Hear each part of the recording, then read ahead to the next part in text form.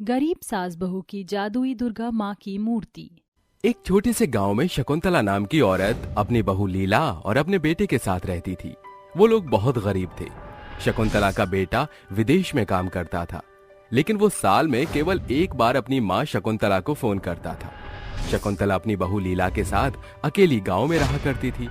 दोनों गरीबी से जूझ रही थी। एक दिन लीला अपनी सास के पास आती है और कहती है, माँ जी, घर में राशन खत्म हो गया है, खाने के लिए कुछ भी नहीं है, अब मैं क्या बनाऊं? अरे बहू, कुछ तो पड़ा ही होगा। रसोई के सारे डिब्बे खाली पड़े हैं, कुछ भी नहीं है, खाने का एक दाना तक नहीं है। अच्छा, कोई बात नहीं, मैं भी लालू प्रसाद की दुकान पर जाकर राशन ले आती हूँ। शकुंतला राशन लेने के लिए लालू प्रसाद की दुकान पर जाती है, जहां लालू प्रसाद उससे कहता है, अरे जब देखो यहाँ पर आ जाती हो। मैंने क्या तुम लोगों को उधार देने का ठेका ले रखा है? मैं किसी को कोई उधार नहीं सामान दूंगा। एक काम करो, जब तुम्हारे पास पैसे होंगे तो यहाँ से आना, वरना मुंह उठाकर यहाँ पर दोबारा आने की कोई जरूरत नहीं है। लालू प्रसाद शकुंतला को धक्के मारकर भगा देता है। बेचारी शकुंतला मायूस होकर जब वापस घर लौटती है तो उसकी शक्ल देखते ही लीला को सारी बात समझ आ जाती है। वो अपनी सास शकुंतला से कुछ नहीं कहती, जिसकी वजह से वो पूरा दिन इसी तरह गुजार देती है और रात को पानी पीकर ऐसे ही सो जाती है। अगले दिन जैसे ही सवेरा होता है, लीला अपनी सास शकुंतला के पास आती है और कहती है, माँ जी, हम इस तरह घर में हाथ पर हाथ धरकर बैठे रहेंगे तो कुछ नहीं होगा। मैं आज बाहर काम ढूंढने जा रही हूँ। माता की कृपा से अगर आज मुझे कुछ काम मिल गया तो अच्छी बात है, नहीं तो हम कुछ अपना खुद का काम करेंगे। लेकिन बहू, तू बाहर काम करने कहाँ जाएगी? कहीं मत जा, मैं भी अपने बेटे रंजीत को कॉल करती हूँ, वो हमें पैसे भिजवा देगा। माँ जी, आप किस वहम में जी रही हो? अगर रंजीत जी को आना होता तो वो पहले ही आ जाते। उन्हें गए हुए पूरे 6 साल हो गए हैं। उन्होंने 6 साल में 6 बार भी सही से फोन नहीं किया। शकुंतला अपनी बहू की बात सुनकर चुप हो जाती है, जिसके बाद लीला काम ढूंढने के लिए बाहर चली जाती है। पूरे दिन यहाँ से वहाँ काम ढूंढने के बाद भी लीला को कोई अपने पास काम पर नहीं रखता। शाम के वक्त जब लीला वापस घर को लौट रही होती है तो उसे एक मूर्ति की दुकान पर बहुत बुजुर्ग आदमी दिखाई पड़ता है। उसकी दुकान पर बहुत भीड़ होती है। कई लोग तो उसे धोखा देकर उसका सामान लेकर जा रहे थे। ये सब लीला से देखा नहीं जाता और वो उस बूढ़े आदमी की दुकान पर जाकर उस बूढ़े आदमी से कहती है, अरे बाबा, आप तो बहुत कमजोर हो, आपकी तबीयत भी ठीक नहीं है। एक काम करो, आप बैठ जाओ, मैं आपकी मदद करवा देती हूँ। जो पैसा होगा मैं आपको पूरा हिसाब दे दूंगी। ऐसा कहकर वो उस बूढ़े आदमी की मदद करने लगती है, जिसके बाद वो सबसे पैसे लेती जाती है और उन्हें मूर्तियां बेचती जाती है। देखते ही देखते उसके पास कई सारे पैसे इकट्ठे हो जाते हैं। रात को जब वो अपने घर को लौटने वाली होती है तो जाने से पहले वो बुजुर्ग आदमी को पैसों का पूरा हिसाब दे देती है, जिसके बाद वो बुजुर्ग आदमी कहता है, अरे बेटा, तुम बहुत अच्छी हो, तुम्हारा मन भी बहुत साफ है। ये लो, आज तुमने मेरी मदद की, इसलिए मैं तुम्हें 5,000 रुपए दे रहा हूँ और साथ ही ये दुर्गा माँ की मूर्ति ले जाओ। कल से दुर्गा माँ की पूजा करना। दुर्गा माँ तुम्हारी सभी परेशानियों को दूर कर देंगी। लीला दुर्गा माँ की मूर्ति लेकर अपने घर लौट आती है और अगले दिन जैसे ही सवेरा होता है वो अपने मंदिर में दुर्गा माँ की मूर्ति रखकर उनकी अच्छे से पूजा करती है। जिसके बाद वो हाथ जोड़कर दुर्गा माँ की मूर्ति के सामने खड़ी होती है और उनसे कहती है, हमारे साथ ये सब क्या हो रहा है और हमसे ये आप किस जन्म का बदला ले रही हो? माता, हमारी परेशानियों को दूर करो, हमसे ये सब और बर्दाश्त नहीं होता। तभी मूर्ति के अंदर से एक रोशनी निकलती है। देखते ही देखते वो मूर्ति सोने की मूर्ति में बदल जाती है, जिसके बाद उस मूर्ति के अंदर से एक आवाज आती है, तुम बहुत भाग्यशाली हो, मैं कोई मामूली मूर्ति नहीं हूँ, मैं एक जादुई मूर्ति हूँ। तुम मुझसे जो मांगोगी मैं तुम्हें दूंगी। मूर्ति के इतना कहने के बाद उस जादुई मूर्ति के अंदर से सोने के सिक्के निकलते हैं। ये सब देखकर लीला अचंभित रह जाती है। लेकिन तुम जादुई मूर्ति कैसे बनी? लीला के ये कहने के बाद मूर्ति के अंदर से आवाज आती है, पहले मैं भी तुम्हारी तरह बहुत गरीब थी, जिसके बाद मैंने दुर्गा माँ की पूजा करना शुरू किया। दुर्गा माँ मेरी भक्ति को देखकर मुझसे बहुत प्रसन्न हुई, जिसके बाद उन्होंने मेरी सभी परेशानियों को दूर कर दिया और मुझे एक वरदान दिया। जब तुम अपनी जीवन मृत्यु पूरी कर लोगी, तुम्हारे मरने के बाद तुम्हारी आत्मा मेरी एक मूर्ति में कैद हो जाएगी और फिर तुम मेरे सच्चे भक्तों की मदद करोगी। जिस दिन मेरे जीवन का आखिरी दिन था, उस दिन मैंने इस मूर्ति के भीतर प्रवेश ले लिया। जब मैं किसी सच्चे भक्त की मदद करूंगी तो मुझे मुक्ति मिल जाएगी और मैं यहाँ से हमेशा के लिए चली जाऊंगी। ये सुनकर लीला को बहुत खुशी मिलती है, जिसके बाद लीला अपनी सास को जादुई सोने की मूर्ति के बारे में बताती है और उस सोने के सिक्कों को उठाकर उन्हें सुनार की दुकान पर ले जाकर बेच देती है, जिसके चलते उसे कई सारे पैसे मिल जाते हैं। लीला उन पैसों से अपने घर का राशन डलवाती है और जरूरत के सभी सामान ले आती है। धीरे धीरे उनकी आर्थिक स्थिति ठीक होने लगती है। एक दिन लीला अपनी सास शकुंतला से कहती है, माँ जी, मैं सोच रही थी क्यों ना हम अपना खुद का कोई काम शुरू कर दें। ये जादुई मूर्ति हमारी कब तक मदद करती रहेगी? आखिर इसे भी तो मुक्ति चाहिए। हाँ बहू, तुम सही कहती हो। अब हमें खुद का काम शुरू कर देना चाहिए। मैं तो कहती हूँ दुर्गा माँ की ही मूर्ति बेचने का काम शुरू कर देते हैं। ये तो बहुत अच्छा सुझाव है। मैं माँ दुर्गा की मूर्तियाँ बेचा करूँगी।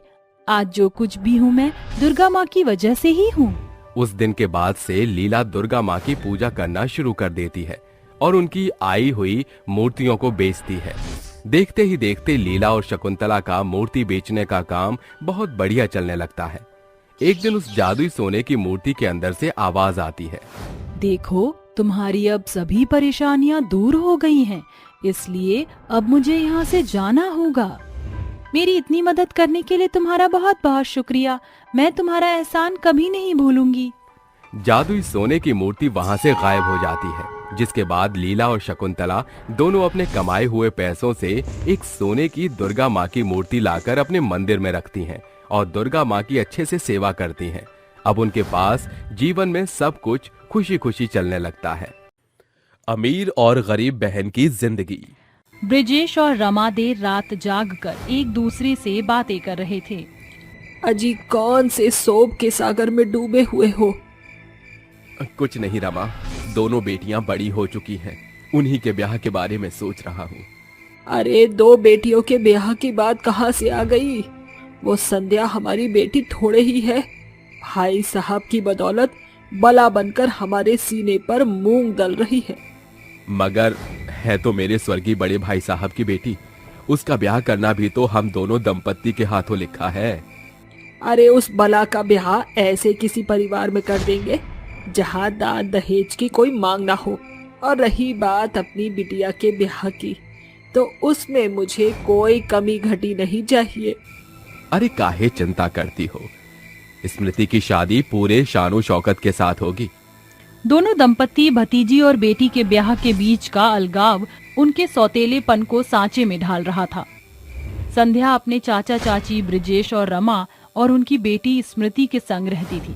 बचपन से ही रमा और ब्रिजेश संध्या से सारा कामकाज कराते, तब जाकर उसे मारी हुई रोटी मिलती थी। संध्या अब सयानी हो चुकी थी। सप्ताह भर के भीतर ही दोनों बहनों के लिए रिश्ते आते हैं। संध्या, ये सुनील है, इन्होंने तुम्हें पसंद किया है। स्मृति, ये अनुराग है। छोटा परिवार, शहर में बड़ा कारोबार है, जैसा तेरा सालों का सपना था।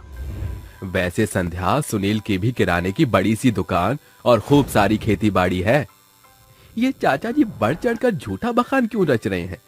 मुझे संध्या से खुद बात करनी होगी। चाचा जी, अगर आपकी इजाजत हो तो मैं एक दफा संध्या जी से अकेले में बातचीत करना चाहता हूँ। बातचीत करने के लिए संध्या सुनील एक कमरे में आते हैं। सुनील हिचकते हुए कहता है, संध्या जी, शादी को लेकर हर लड़की कई सपने संजोती है। मैं बतौर एक बनिया हूँ, संयुक्त साधारण परिवार से हूँ। मैं कोई बड़ा बिजनेसमैन नहीं। आप अगर अपने पाँव पीछे करना चाहती हैं तो मुझे कोई आपत्ति नहीं।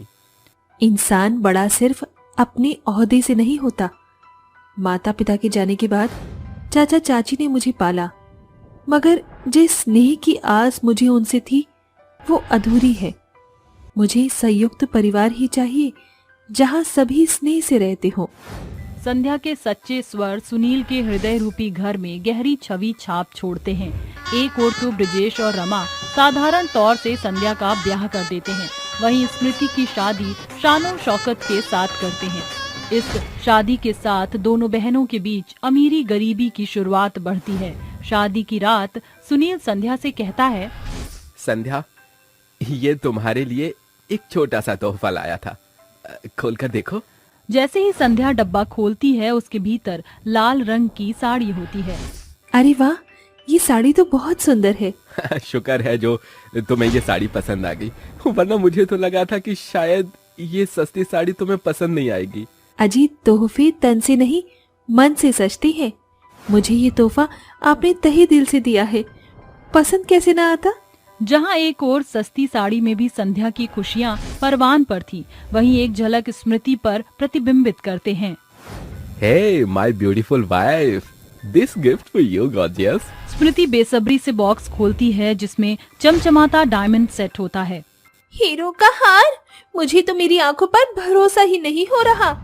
स्मृति, ये हीरो का हार देखकर तुम बच्चों की तरह उछल रही हो। वो अनुराग, मैंने इतना एक्सपेंसिव तोहफा पहले नहीं पहना। तो अब महंगे तोहफों की आदत डाल लो। तुम्हारा पति इस शहर का जाना माना बड़ा बिजनेसमैन जो है।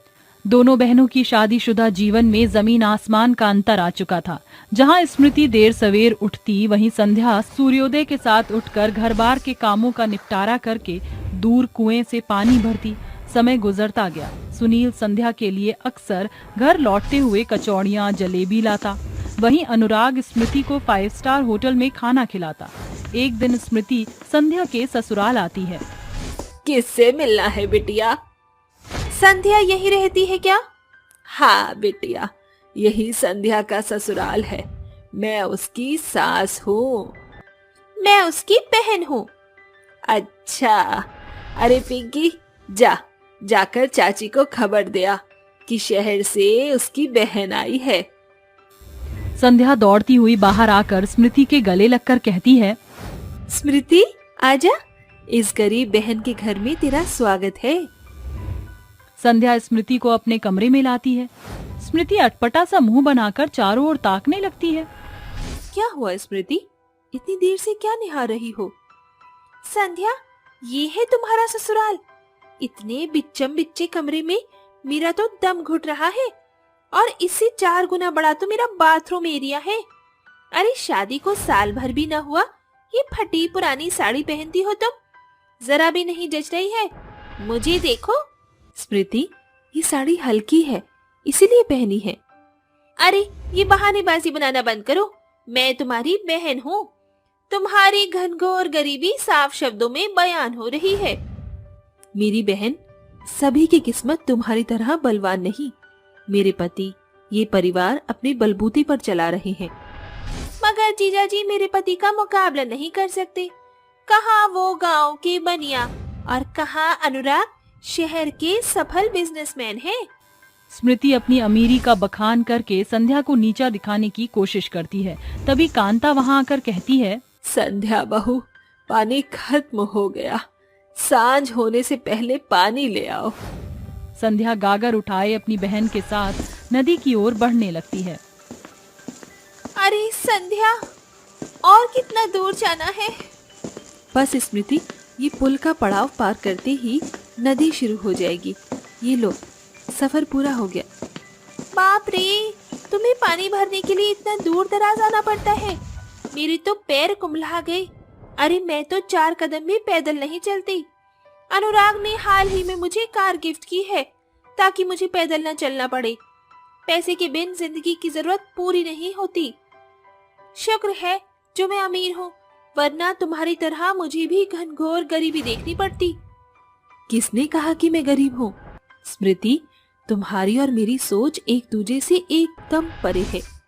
तुम्हारे लिए पैसा ही सब कुछ है, मगर मेरे लिए परिवार और पति का प्यार लाखों करोड़ों की कीमत से बढ़कर है। प्लीज यार संध्या, ये बेफुसूल के प्रवचन देना बंद करो।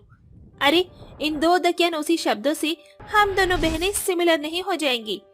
जीजा जी तुम्हारे लिए सिर्फ चंद पैसे की जलेबी कचौड़ी लाते हैं, मगर अनुराग हर बड़े बिजनेस ट्रिप के बाद मुझे 5 स्टार होटल में ले जाते हैं। आए दिन महंगे तोहफे, और अभी तो साल भर भी शादी को नहीं हुआ, उन्होंने मुझे शॉपिंग में सैकड़ों साड़ी लेकर दी है। मगर जीजा जी तुम्हारे लिए एक सस्ती साड़ी भी नहीं लाते।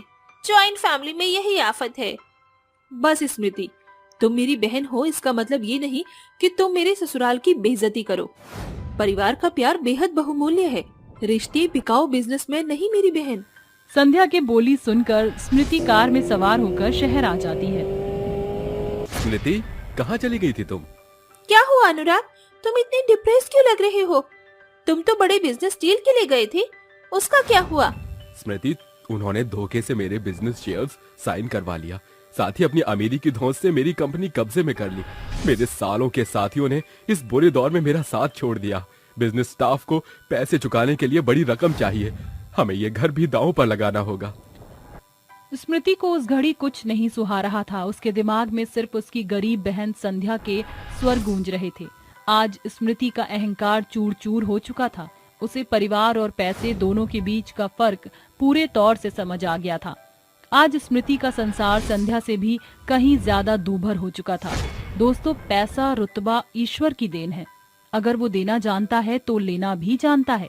शायद ये ईश्वर की लाठी ही थी जो स्मृति पर पड़ी थी, जिसे आज वह घनघोर गरीबी में गुजर बसर करने को बेबस थी। ये थी हमारी अमीर गरीब बहनों की एक झलक। क्या है ये बकवास सी चाय? ले जा इसे मेरे सामने से। लगता है तू ऐसे नहीं मानेगी। संजना डंडा लेकर सावित्री को मारने लगती है। तभी 5 छोटी छोटी लड़कियां उसे बचाने आ जाती हैं। बचाओ कोई, ये आप क्या कर रही हैं?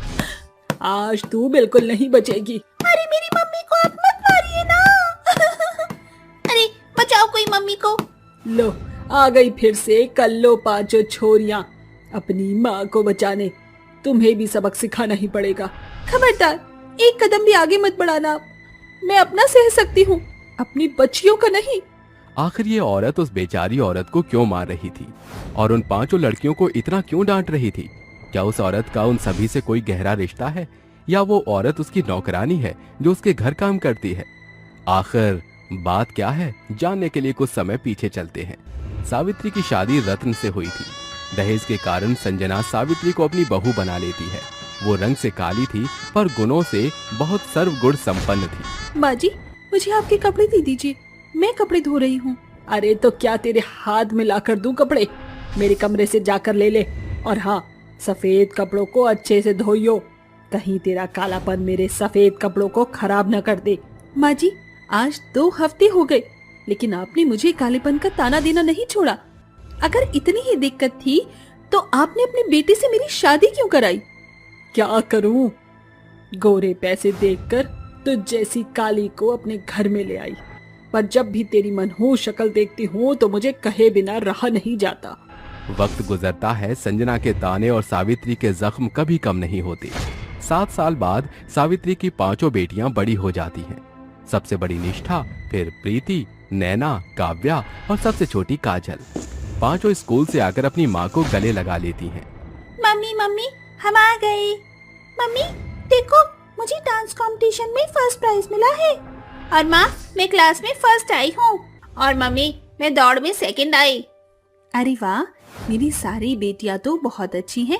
एक फर्स्ट आई है, एक सेकंड आई है। और काजल बेटा, तुम इतनी उदास क्यों हो? तुम्हें कोई पोजीशन नहीं मिली? तुम्हारा तो ड्राइंग कंपटीशन था ना? माँ, सबने मेरा बहुत मजाक उड़ाया। जब मैं ड्राइंग बनाना शुरू कर रही थी तो एक लड़की बोली कि तू काली कलूटी से क्या अच्छा बनाएगी, जिसकी जिंदगी अंधेरे में हो तुझे ये सारे रंग रखना शोभा नहीं देता। और उन्होंने मेरे कलर बॉक्स को तोड़ दिया। मैं ड्राइंग नहीं बना पाई माँ, नहीं बना पाई ड्राइंग। बस बस बस मेरा बेटा, चुप हो जा। ऐसे नहीं रोते। बोलने वालों का तो काम ही है लोगों को कंपटीशन में बोलकर उनकी मंजिल से भटकाना। अगर मेरी 5 बेटियों को कोई भी ऐसा कहेगा तो तुम नजरअंदाज करना। तुम बस पढ़ाई पर फोकस करो। और एक दिन बड़ी होकर अपने मम्मी पापा और दादी का नाम रोशन करो। माँ चिंता मत करो, हम आप सबका नाम जरूर जरूर रोशन करेंगे, बहुत पढ़ाई करेंगे। करेगी ना मेरी काजल बिटिया? हाँ माँ। तभी संजना उसकी बातें सुन लेती है और कड़वी आवाज में कहती है, तू खुद तो काली है और अपनी काली बेटियों को भी अच्छे से ज्ञान नहीं दे सकती। इन्हें इतना भी बोल दे, जो तेरी काजल बिटिया के साथ हुआ है वो तेरी चारों बेटियों के साथ होगा, अब भी और आगे भी। अपनी माँ पर कही है काली कलूटी सी, एक तो 5-5 लड़कियां, ऊपर से कल्लो माई पैदा हुई है। माँ जी बस कीजिए, अगर आप मेरी बेटियों का हौसला नहीं बढ़ा सकती तो घटाइए भी मत। लगता है तेरी जुबान ज्यादा खुल गई है। 5 बेटियां पैदा की हैं तूने, 5 पोते पैदा करके नहीं दिए हैं तूने मुझे। अरे जितना तू इन पर अभी पैसा बर्बाद करेगी, इतने में इनकी शादी हो जाएगी। इन्हें पढ़ाने लिखाने की कोई जरूरत नहीं है। जैसे तेरी दहेज से शादी हुई थी, वैसे ही इन 5 को भी लाखों रुपए के दहेज में निपटाना होगा। दादी आप ऐसा मत बोलिए, आप देखना हम 5 बहनें बहुत पढ़ेंगे लिखेंगे और काबिल बनकर दिखाएंगे। आपको तो हमें दहेज देने की जरूरत भी नहीं होगी। माँ ये दहेज क्या होता है? बेटा कुछ नहीं होता, तुम बहुत छोटी हो अभी। सिखाने वाली चीज तुझसे सिखाई नहीं जाती। कलूटन मैं बताती हूँ, जब तुम 5 बड़ी हो जाओगी, तुम्हारी काली सूरत देखकर तुमसे कोई शादी नहीं करेगा, तो फिर हमें बहुत सारे पैसे दूल्हे को लालच देकर तुम्हारी शादी करानी होगी। बस माँ जी बस, मेरी मासूम बच्चों का कितना दिमाग भरेंगी आप। कुछ अच्छा नहीं कह सकती तो मुंह बंद रखिए। तेरी ये हिम्मत, तूने मुझसे इस लहजे में बात करी, छोड़ूंगी नहीं तुझे। तू जानती नहीं है मैं सास कैसी हूँ। ये कहकर संजना अपनी बहू को बहुत मारती है। 5 बेटियों से बचाने भी आती है तो एक एक को खींचकर कमरे में बंद कर देती है और कहती है, खबरदार, जब 5 कलोटियों के मुंह से एक भी आवाज आई तो, और तू जाकर काम कर। तेरी बेटियों का तो मैं स्कूल ही छुड़वा दूंगी। माँ जी एक बात याद रखना, भविष्य सिर्फ गोरे लोगों का नहीं, काले लोगों का भी होता है। और मेरी बेटियां किस्मत लेकर पैदा हुई हैं। आपकी आंखों में एक दिन आंसू आएगा और आप मेरी 5 काली बेटियों पर ही गर्व करेंगी। देखना वक्त का पहिया कैसे घूमता है। अरे जा जा, ज्यादा थूतरा मत चला, घर के काम कर। ये कहकर सावित्री घर के काम में लग जाती है। 5 लड़कियों का पिता रतन घर की स्थिति से वाकिफ नहीं था। वो शहर से बाहर नौकरी कर रहा था। उसे अपनी 5 बेटियां अच्छी लगती थीं, पर अपनी माँ के भड़काऊ में वो भी बौखला जाता था। वहीं एक दिन 5 लड़कियां बाहर धूप में खेल रही थीं, तो उन्हें ऐसे देखकर संजना फिर कहती है, अरे ओ काली कलूटी छोरियों, तुम्हारे ऊपर फेयर एंड लवली भी काम नहीं करेगी। एक तो काली हो, ऊपर से धूप में खेलकर और काली होना चाहती हो क्या? अरे मेरे पास इतना दहेज नहीं रखा जो तुम्हारी शादी कर पाऊं। कोयला बनकर ही मानोगी क्या? दादी आप हमेशा टिलटिलाती क्यों रहती हो? गला दर्द नहीं होता क्या? वही तो, आपके चिल्लाने से गोरे थोड़ी हो जाएंगे। खामखा पेट पर ही जोर डालती हो। अरे दादी संभल कर, कहीं आपको 2 नंबर यही ना आ जाए। कमबख्त कहीं की, मरो तंदूरी बनो, मुझे क्या। माँ की तरह तुम भी बेहया हो गई हो। ऐसा कहकर संजना गुस्से में अंदर चली जाती है। तभी सावित्री चाय लेकर आती है, जिसे पीकर वो सावित्री बहू पर फूट पड़ती है। क्या है ये बकवास सी चाय मेरे पास लेकर आ गई? कुछ नहीं है, मैंने सही चाय बनाई है। चाय ठीक होने के बावजूद भी वो 5 पोतियों का गुस्सा डंडा मारकर सावित्री पर उतारती है। तभी उसकी 5 बच्चियां उसे बचाने के लिए उससे लिपट जाती हैं। अरे दादी रुको रुको, क्यों मार रही हो मम्मी को? छोड़िए दादी, मम्मी को मत मारिए। तुम 5-5 कलोटियों की सजा भुगत रही है ये। रुकिए माँ जी रुकिए, बस माँ जी बहुत हुआ। अब मैं ये जुर्म और नहीं सहूंगी, ना अपने साथ ना ही अपनी बेटियों के साथ। मैं हमेशा के लिए जा रही हूँ यहाँ से। जा, चली जा, मेरे बेटे का बोझ तो कम हो जाएगा थोड़ा।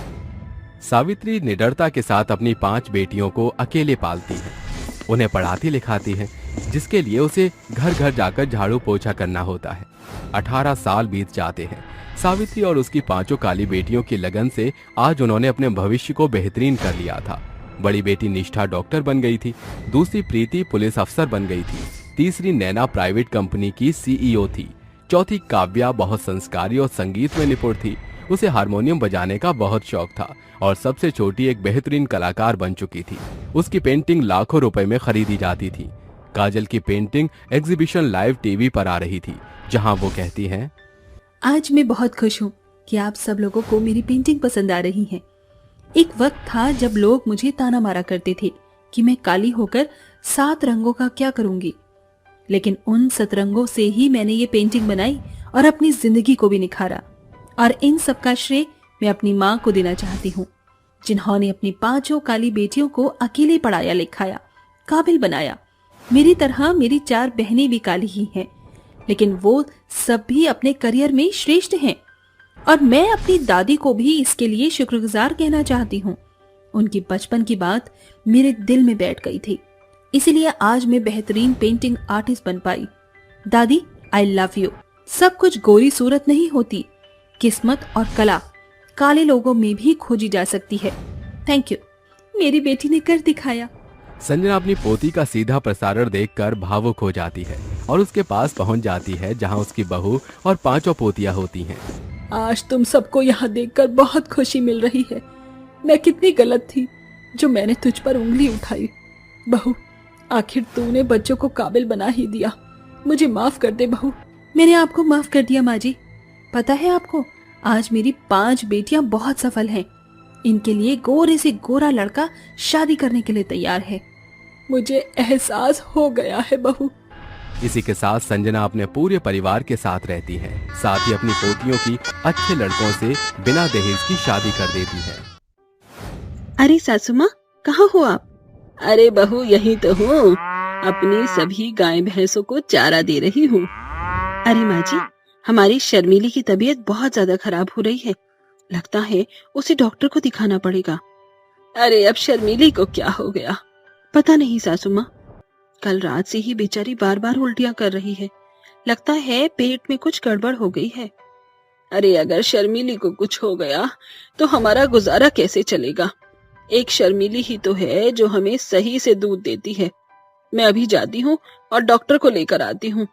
तब तक तू शर्मीली का ध्यान रख। रंजना ऐसा कहकर गांव के जानवरों का चेकअप करने वाले डॉक्टर को तुरंत अपने घर ले आती है, जिसके बाद वो डॉक्टर से कहती है, अरे जरा देखो तो सही, हमारी शर्मीली को क्या हो गया है। रंजना के कहने पर डॉक्टर शर्मीली का चेकअप करने लगता है, जिसके बाद डॉक्टर रंजना और मोनिका से कहते हैं, अरे ज्यादा भूस खाने से इनके पेट में खराबी हो गई है। मैं इन्हें दवाई और इंजेक्शन दे रहा हूँ, जिसके बाद तुम्हारी शर्मीली बिल्कुल ठीक हो जाएगी। ऐसा कहकर डॉक्टर शर्मीली को इंजेक्शन और दवाई दे देता है, जिसके बाद वो वहां से चला जाता है। वहीं दूसरी तरफ मोनिका और रंजना भी अपने अपने कामों में लग जाती हैं। देखते ही देखते 2 से 3 दिन बीत जाते हैं, लेकिन शर्मीली की तबीयत ठीक ही नहीं हो पाती। तभी रंजना मोनिका से कहती है, अरे बहू, अब हम लोग क्या करें? शर्मीली की तो तबीयत ठीक नहीं है, दूध कैसे बेचे गांव में? माँ जी, शर्मीली के अलावा हमारे पास और कोई भी नहीं है जो सही से दूध दे सके। क्यों ना हम एक बार शर्मीली को शहर के डॉक्टरों से दिखवा ले? अरे कह तो तू बिल्कुल सही रही है, एक बार हम इसे शहर के डॉक्टरों के पास लेकर चलते हैं। रंजना और मोनिका अगले ही दिन सवेरे अपनी शर्मीली को शहर के डॉक्टर्स के पास ले जाते हैं, जिसके बाद डॉक्टर उसका चेकअप करने के बाद उनसे कहते हैं, अरे किसी ने आपकी गाय को उसके चारे में जहर मिलाकर खिला दिया है, जिसकी वजह से उसकी ये हालत हुई है। लेकिन अफसोस कि अब आपकी ये गाय बच नहीं पाएगी, क्योंकि चारे में जहर मिलाया गया है, जो कि गाय के पूरे शरीर में पहुंच चुका है। आज या कल तक ये अपने आप मर जाएगी। ये सुनते ही रंजना और मोनिका के पैरों तले जमीन खिसक जाती है और वो दोनों रोने लगते हैं। हे भगवान, ये मेरी शर्मीली को क्या हो गया? आखिर किस मनहूस ने मेरी शर्मीली के चारे में जहर मिलाया है? अरे ये कैसे लोग हैं जो बेचारे जानवरों को भी नहीं छोड़ते? अगर किसी को हमसे जलन थी तो हमारे साथ ही कुछ कर लेते। बेचारी दोनों सास बहू अपनी गाय को वापस अपने घर ले आती हैं। अगले दिन सुबह होते होते शर्मीली अपना दम तोड़ देती है, जिसके बाद उन दोनों के पास एक गाय कम हो जाती है। शर्मीली गौशाला के अंदर बाकी गायों से काफी अलग थी और सबसे ज्यादा दूध दिया करती थी, जिसके चलते वो दोनों सास बहू अपना घर चलाया करते थे। देखते ही देखते उन दोनों सास बहू के दूध बेचने का काम ठप हो जाता है, जिसके बाद उनके घर का राशन भी खत्म हो जाता है और उन्हें बहुत ही बुरे दिन देखने पड़ते हैं। माँ जी, 2 दिन से हम लोग सही से ना तो खा रहे हैं ना ही पी रहे हैं, ऊपर से बची हुई गाय भैंस के लिए चारा भी नहीं है। इस तरह तो सब कुछ खत्म हो जाएगा। अब हमारे पास एक ही चारा है, इसके अलावा हम लोग कुछ नहीं कर सकते। लेकिन वो कौन सा उपाय है, मुझे भी बताओ। हमारी बची हुई गाय भैंसों को हम बेच देते हैं, उससे हमें कुछ पैसे मिल जाएंगे। लेकिन अगर हम ऐसे ही एक एक करके अपनी सभी गाय भैंसों को बेच देंगे तो आगे हम क्या करेंगे? अरे बहू, अब मैं क्या बताऊं, मेरे पास कोई समाधान नहीं है। मोनिका को न चाहते हुए भी अपनी गाय भैंस बेचनी पड़ती है, जिसके बाद उन्हें कुछ पैसे मिल जाते हैं और उससे वो अपना घर का खर्चा निकालना शुरू करते हैं। लेकिन थोड़े से पैसे उनके कितने दिन चल पाते, कुछ समय में उनके पैसे खत्म हो जाते हैं। अब हम लोग क्या करें? ना हमारे पास गाय भैंस है और ना ही पैसा। अब हमारे पास कुछ नहीं है माँ जी, लेकिन आप चिंता मत कीजिए, मैं कुछ ना कुछ जरूर करूंगी। ऐसा कहकर मोनिका घर से बाहर निकल जाती है और सारा दिन यहाँ से वहाँ लोगों के घर में जाकर उनसे काम मांगना शुरू कर देती है। लेकिन कोई भी उसे काम पर नहीं रखता, जिसके बाद उसे कुछ समझ नहीं आता और वो भीख मांगकर कुछ पैसे इकट्ठे करती है और उनसे अपने लिए और अपनी सास रंजना के लिए खाना लेकर आती है। ऐसे ही 1-2 दिन तक मोनिका भीख मांग मांग कर अपना और अपनी सास का गुजारा करती है। लेकिन एक दिन जब वो शाम के समय अपने वापस घर की तरफ लौट रही थी, तभी उसे गांव के कुछ लोग आपस में बात करते हुए दिखाई देते हैं। अरे आखिरकार देखा मैंने उन दोनों सास बहू को, किस तरह रास्ते पर लाकर खड़ा कर दिया। अरे उनकी वजह से मेरे दूध का धंधा बिल्कुल चौपट हो रहा था, अब मजा आ रहा है मुझे। अरे लेकिन तुमने ये सब गलत किया, किसी को इस तरह परेशान करके क्या फायदा? अरे तुम्हें क्या पता मुझ पर क्या बीती। जब से उन दोनों सास बहू ने गौशाला चलाना शुरू किया, मेरे घर पर तो अन्न के लाले पड़ गए थे, लेकिन अब सब कुछ ठीक है। ये सब मोनिका दूर खड़ी सुन लेती है, जिसके बाद मोनिका अपने आप से कहती है, अच्छा, तो इन लोगों ने हमारे साथ इतना बड़ा धोखा किया। अरे कोई भी इस दुनिया में एक दूसरे को देखकर खुश नहीं रह सकता। लेकिन कोई बात नहीं, जब घी सीधी उंगली से ना निकले तो उंगली को टेढ़ा करना ही पड़ता है। अब मैं भी इन्हें इनकी करनी का सबक जरूर सिखाऊंगी। ऐसा कहकर मोनिका अपने घर चली जाती है और पूरी रात मनोहर को सबक सिखाने के बारे में सोचती रहती है। अगले दिन मोनिका मनोहर के घर के सामने से गुजर रही होती है कि तभी मोनिका मनोहर से पूछती है, अरे भाई साहब, क्या हालचाल है आपकी? आपकी गाय भैंस का काम ठीक तो चल रहा है ना? अरे हाँ हाँ, क्यों नहीं। जब से तुमने अपना काम बंद किया है, सब लोग मेरे पास ही आते हैं और बेचारे जाएंगे भी कहाँ, क्योंकि इस गांव में मेरे अलावा दूध बेचने का काम और कोई करता भी तो नहीं है। कह तो आप सही रहे हो, लेकिन बहुत जल्दी हम लोग दोबारा से गौशाला जरूर शुरू करेंगे। ऐसा कहकर मोनिका वहाँ से चली जाती है, जिसके बाद मनोहर अपने मन ही मन गुस्से से कहता है, बड़ी आई दोबारा से गौशाला खोलने वाली, घर के अंदर एक दाना नहीं है और गौशाला चलाएगी। ऐसा कहकर वो अपनी गाय भैंसों को चारा डालने लगता है। देखते ही देखते रात हो जाती है।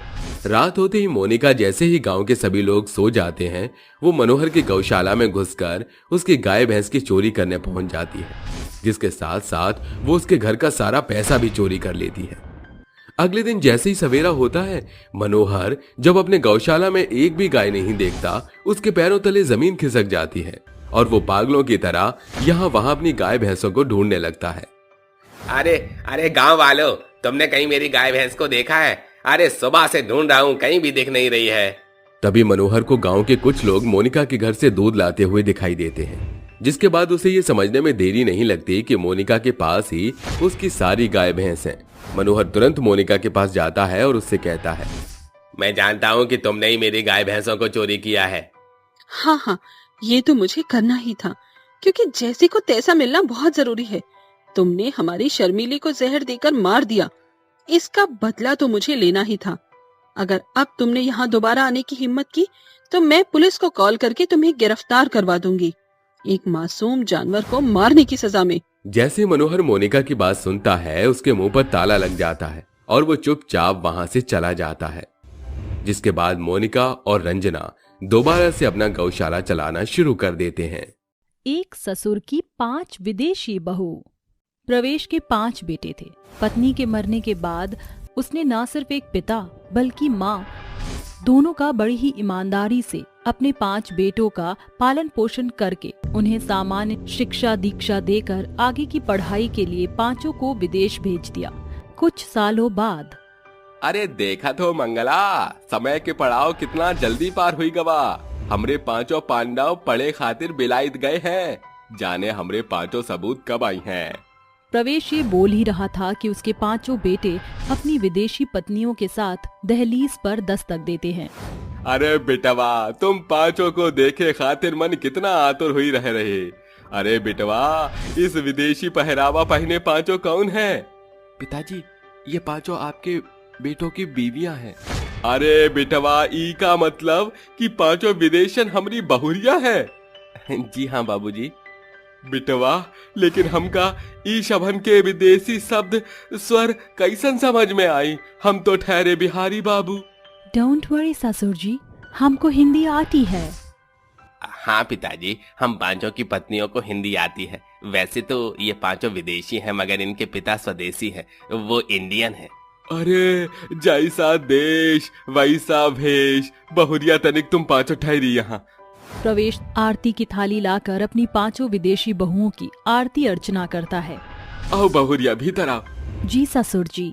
इसके पश्चात 5 अपने पतियों के संग अपने अपने कमरे का रुख करती हैं और प्रवेश बोलता है, अरे आज हमारे कंधे से 5 बिटवा के ब्याह की जिम्मेदारी भी उतार गए। मंगला, अब हमारी बहुएं घर के बागडोर संभाली हैं। अगली सुबह अरे बेटवा, इतना भोर सवेर तुम 5 पांडव कहाँ चल दिए? पिताजी, अब हम 5 हमेशा यहीं रहेंगे, क्योंकि इस बढ़ते बुढ़ापे में आपको हमारी जरूरत है। हम 5 ने विदेश से अपना काम ट्रांसफर कर लिया है। अच्छा पिताजी, हम 5 चलते हैं, दफ्तर के लिए देरी हो रही है। कुछ देर बाद प्रवेश की 5 बहुएं क्रिस्टीना, बेला, एना, रीमा और राइमा नीचे आती हैं और सोफे पर पसर जाती हैं। तभी प्रवेश की 5वीं बहू क्रिस्टीना कहती है, हे यू बिहारी बुढ़ऊ, कम विद मी। अरे बहू, तुहार अंग्रेजी बोलवाला हमका नहीं बूझात है। No problem. सुनो ससुर जी, फटाफट से किचन में जाकर हमारे लिए कैपेचिनो बनाओ। अरे बहुरिया, बहुरा गाइल हो का? तुम्हारे रहते ससुर काम करे ये तनिक भी शोभा नहीं देत है। देखिए ससुर जी, सुबह सवेरे हमें तुम्हारा बेतुका लेक्चर नहीं सुनना। जितना कहा है उतना करो, वरना का बहुरिया? वरना हम तुम्हारे 5 सपूतों को 7 समंदर पार लेके चली जाएंगी। अरे नहीं बहुरिया, हम तुम 5 के पांव पड़त हैं। आपन बुढ़ाऊ ससुर पर ऐसन बिजुरी न गिराना। हम तुम 5 बहुओं की चाकरी गुलामी करब। वेल डन ससुर जी, अब काम पर लग जाओ। बेचारा ससुर बेटों से दूरी साधने के खौफ से सनसनाकर बहुओं की बंधुआ मजदूरी करने लगता है। पतियों की गैर हाजिरी में 5 विदेशन उसे नौकरों की तरह काम करवाती। एक दोपहर, सुन बे बूढ़े, ये पकड़ 50 रुपए और बाजार से जाकर स्वीट कॉर्न लेकर आ। हम 5 को स्वीट कॉर्न सूप पीना है। बहुरिया, इस गांव है विदेश नहीं, यहाँ बाजार हाट सांझ को लागत है। ससुर जी, स्वीट कॉर्न सूप तो हम 5 को अभी पीना है, सो चुपचाप से ये पैसे पकड़ो और जो कहा है करो। मगर बहू, यह स्वेटर कान होत है का? ओह गॉड, इन देहाती को ये भी नहीं पता। गांव के कबाड़, स्वीट कॉर्न मीन आपकी भाषा में भुट्टा। ठीक बा बहू, अब हम वही लावत है। भूख से बिलबिलाता प्रवेश विदेशी बहुओं की फरमाइश को पूरा करने के लिए बाजार की ओर अग्रसर होता है, मगर कड़कती धूप में वो बीच सड़क पर बेहोश हो जाता है। उसी बीच उसके पति वहाँ से घर लौट रहे होते हैं। वह उसे लिए घर आते हैं। तुम 5 के रहते पिताजी सड़क पर बेसुध बेहोश पड़े हुए हैं। अब चुप भी सादे क्यों खड़ी हो? 5 एक दूसरे के चेहरे की ओर ताकने लगती हैं। तभी प्रवेश बेहोशी से बाहर आता है। ससुर जी, कितनी बार समझाया है ना आपको, यूं देर दोपहर बाहर ना जाने को। देखा, आपके कारण हमारे हस्बैंड हमें ब्लेम कर रहे हैं। आवर डियर हस्बैंड, हम तो सारा दिन ससुर जी की इतनी केयर करते हैं। बताइए ससुर जी, क्या हम बहुएं आप पर सितम ढाती हैं? बेटवा, ऐसन कछऊ नहीं। हमारी बहुएं तो बेटियों से बढ़कर हमरा खास ख्याल रखत हैं। प्रवेश की हिचकिचाहट उनके 5 बेटों को खूब खलती है। समय गुजरता है। अपने पतियों के पीठ पीछे 5 विदेशी बहुएं अपने बूढ़े ससुर पर सैकड़ों कामों का कहर ढाती हैं। तभी एना के फोन पर कॉल आता है। Hello, hey Anna, how are you? Hey Lisa, where are you? In India. Oh really? Let's meet Lisa. See you soon. ये कहकर एना फोन काट देती है और कहती है, सुनो ससुर जी, आज शाम को मेरी एक फॉरेन फ्रेंड आने वाली है। सारा घर एकदम नीट एंड क्लीन होना चाहिए, अंडरस्टैंड? हाँ ठीक बा बहुरिया। बूढ़ा ससुर भूखे प्यासे पूरा दिन कोने कोने की सफाई में अस्त व्यस्त रहता है। बहुरिया तुम कहो तो तनिक देर सुस्ता ले। ससुर जी, अगर आपने आराम करने की सोची ना तो हम आपका जीना हराम कर देंगी। अरे जब देखो तुम पांचों बहुरिया बेचारे बूढ़े ससुर को सतावत रहे दो, बस वही कबा, अब और नहीं। सोच लीजिए ससुर जी, कहीं आपकी ये सुस्ती आपके 5 बेटों को 7 समंदर पार न पहुंचा दे। ये बोलकर 5 प्रवेश को घेर कर गुनगुनाने लगती हैं। सुनो ससुर जी, अब जिद छोड़ो, मान लो ये बात, चुप्पी साध कर दो काम का आगाज। थोड़ी देर में सांझ ढल जाती है। लीजा दरवाजे से दस्तक देती है। Hello ladies. Hello Lisa. प्रवेश लीजा को जूस देता है। ई लो गोरी मैम, जूस पियो। ससुर जी, मुंह बंद करके सर्व नहीं कर सकते क्या? क्यों हम 5 बहुओं को एम्बैरेस्ड कर रहे हो, खटी कहेंगे। भूल हो ही गई बहुरिया। Hey ladies, who's this old man? Lisa के प्रश्न पूछने पर 5 आपस में खुसुर फुसुर करने लगती हैं।